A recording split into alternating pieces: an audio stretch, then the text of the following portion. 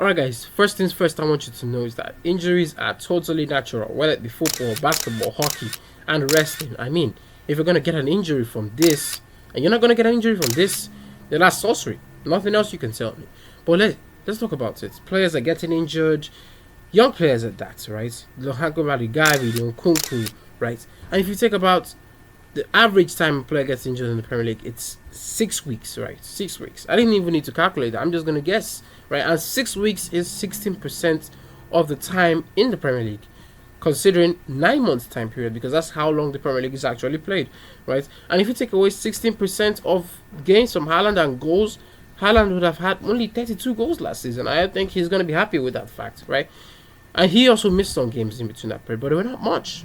Right, so I thought about the solutions to injuries, if that's actually possible in football. But hey, it might not be a solution, it might be a reduction. But let's talk about it. If you're new guys to the channel, please consider subscribing, leave a like, and also comment. Number one, improve your health facilities at the club. Haaland, we were earlier talking about, he's an injury-prone player, right, from Salzburg to Dortmund, right? Manchester City bought him and were willing to cater for this guy, right? Everywhere he goes, there's some medic guy following him, right? They were willing to do that.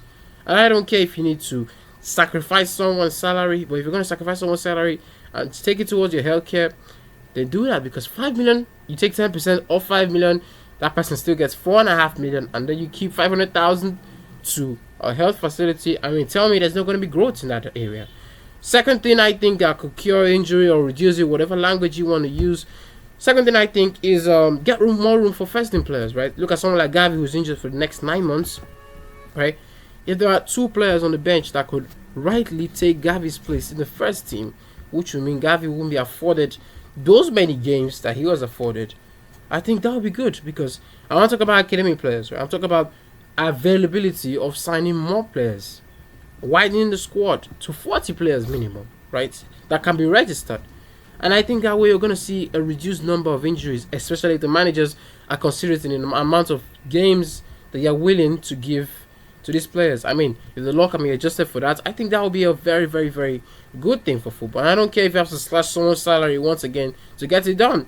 Number 3 reason I think that could cure or reduce injuries is simply don't buy injury-prone players. Make sure you check someone's background. You run it out. Like I said about Haaland earlier, his time he was injury-prone, right? Manchester City bought him with the idea of, we're going to cater for this guy. He's not going to get injured on our hands. And so far so good, they've been doing exactly that. They wanted to get Aguero that will get them the Champions League, and he's definitely done that, right? You see a player like Marco Reus, I'll tell you, I would take Enzo Fernandez over Marco Reus, because he's going to get me more games, right? Whether it be 2 more games, whether it be 3 more games, if I have other players injured, Enzo Fernandez will be available, because Marco Reus, every game he's always falling down and the medics are running onto the field and they are getting him out, right? So I think don't sign injury-prone players. Check a player's background. I know some injuries are unforeseen and you can't know them from the medical, but I think you could do more medical tests. I mean, that's your field, so you could do something like that.